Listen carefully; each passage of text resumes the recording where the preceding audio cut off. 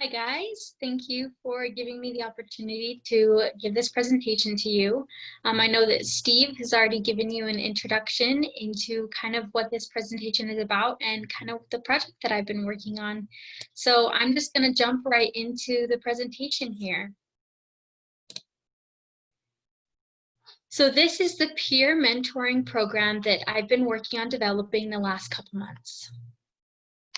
The first thing I want to go over with you guys is the research and idea conceptualization.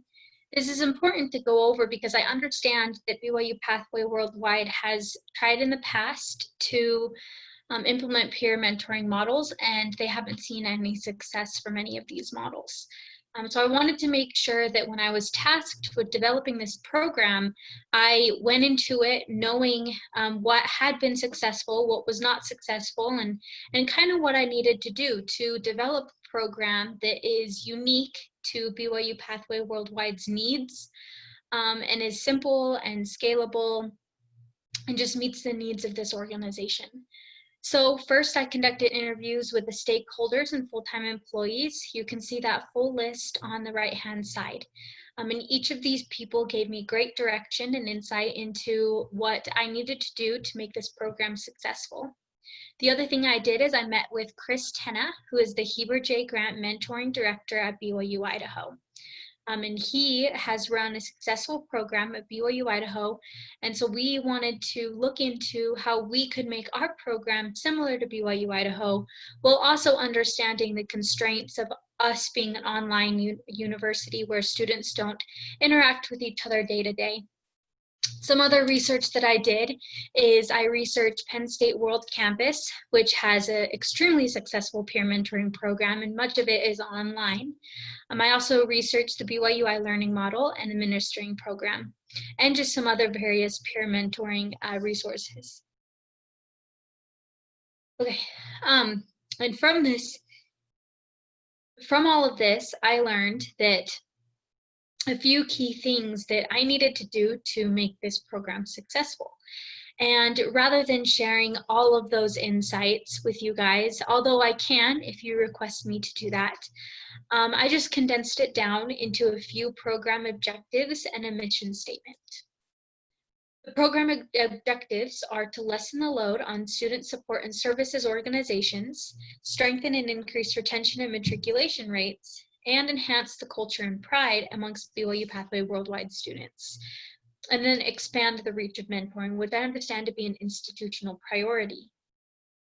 Our mission statement is through peer-to-peer interaction, students will organically have concern for the one by serving one another as disciple leaders. Now, based on these outcomes and based on our mission statement, we propose marrying the peer-to-peer model with the Heber J. Grant Scholarship to instill a lasting transformational impact on students. I'd like to share with you this quote that President Gilbert gave in his inaugural address. President Henry B. Eyring foresaw the emergence of natural leaders who would become legendary for their capacity to build the people around them and add value wherever they serve. I know that this program can be the embodiment of that quote. And those legendary leaders that quote speaks of are possible through this peer mentoring program.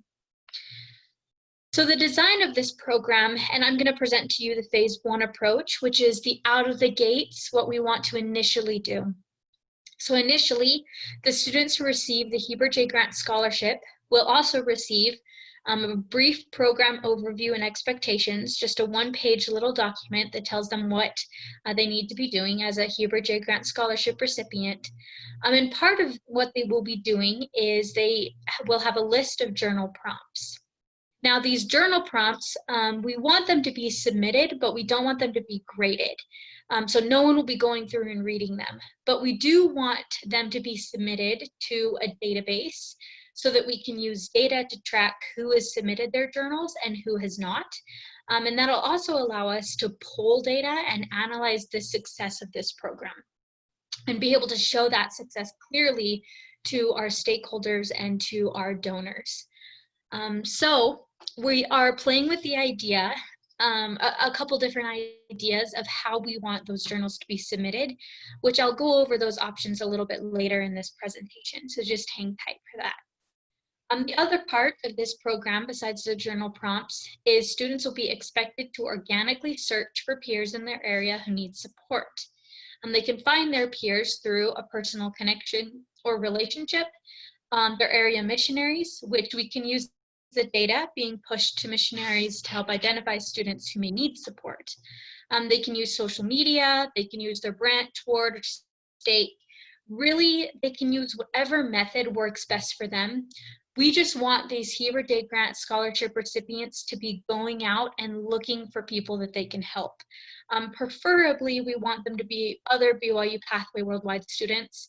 However, we don't want to limit their options. So if a student is serving as a bishop or as a Relief Society president, and that week they just really served a certain member in their ward, then that can count as their service for that week.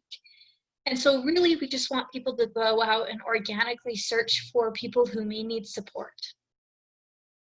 On those journal prompts, here are just a couple examples of what those journal prompts could look like. If you look at the top, what does the phrase, "because I've been given much, I too must give," mean to you? What does it mean to have concern for the one? What does it mean to be a disciple leader? What did you learn about becoming a disciple leader this week? How have you become more self-reliant this week? How have you supported someone else this week? How did someone else support you this week? Please share at least one meaningful interaction you had with a peer this week. If you were to give one piece of advice to a student who just entered the Pathway program, what would it be? How has being a student at BYU-Pathway benefited your life? And how has the Heber J. Grant program changed you? So these are just general questions, much more self-reflective than like a report per se. The other thing we're playing with the idea of still is how often we should give students these journal prompts. It's been expressed to us that weekly might be a little bit too often, and students will find these more redundant than helpful and beneficial. So we're still trying to decide how often the students should complete these journal prompts. Now I want to go over what phase 2 may look like. And phase 2 is kind of the next approach to this program. Now, phase 1 is what we want to do initially out of the gate. And we don't want to start this phase 2 yet because we feel like it might be a little bit too complicated just starting out with this program. But with the phase 2, we want to cater the journal prompts to accomplish specific weekly objectives for the students as we learn what those objectives should be. That's another reason for phase 1 is so we can start to kind of identify weekly objectives that we feel students should be meeting. For example, if the journal prompt for week 8 would be associated with helping a fellow classmate register for next semester, would that strengthen retention? So if you remember back to our overall program objectives, strengthening the retention and matriculation is one of those objectives. So if we had a journal prompt in week 8 that had the Heber J. Grant Scholarship recipient going out, finding a student and helping them register for next semester, would that be increasing retention? Yes, we believe it would be. So if you see below, that journal prompt could look something like, find a peer and submit a picture of you helping them register for next semester.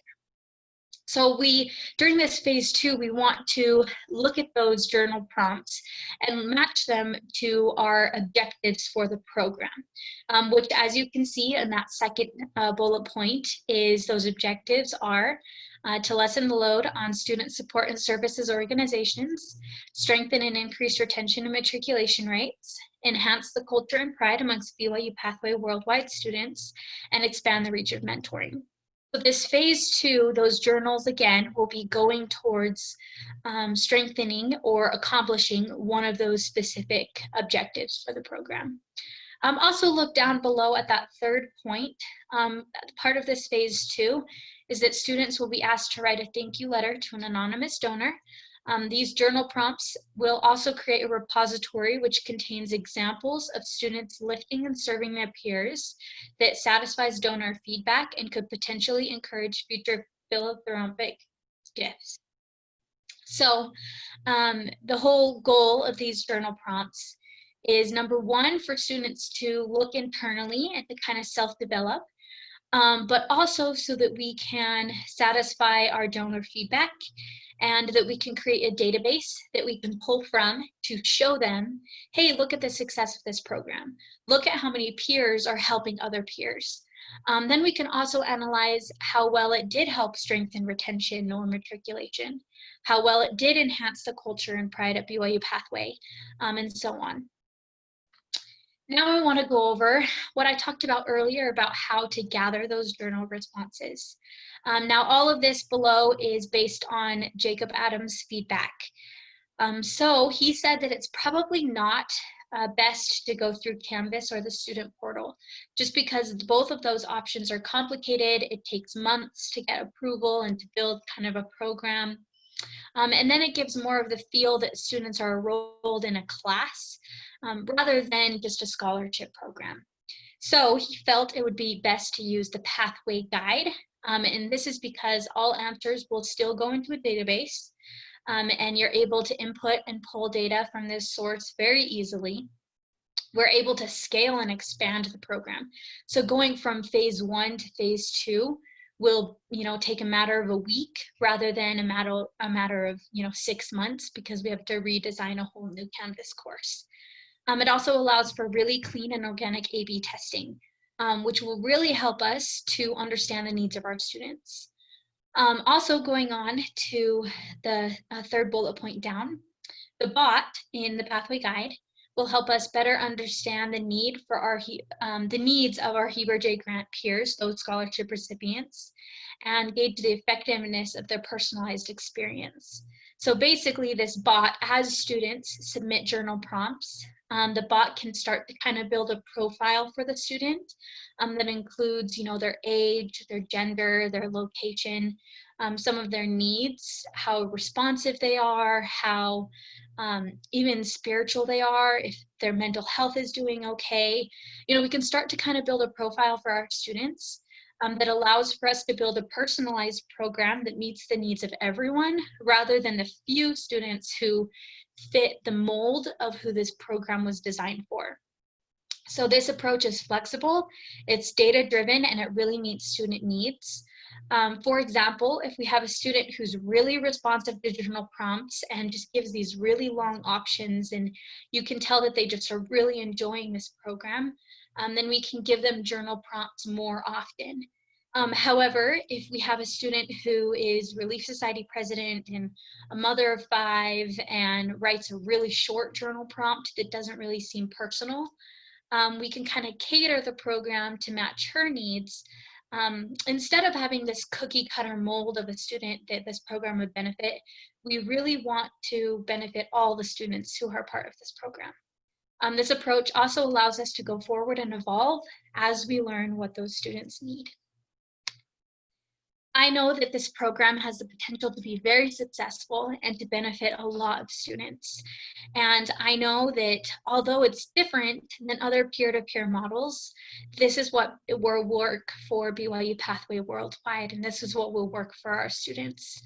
And like that quote that I shared earlier, I believe that this quote has the ability to change our students into those legendary leaders that are spoke of, who have the capacity to build those around them. And that's really the goal of this program, is to build disciple leaders who have concern for the one and who actively search out how to help their peers and help those around them. So I really urge that we implement this program as soon as possible and that we pair it with the Heber J. Grant Scholarship, because that's how I believe it will be the most successful. Thank you.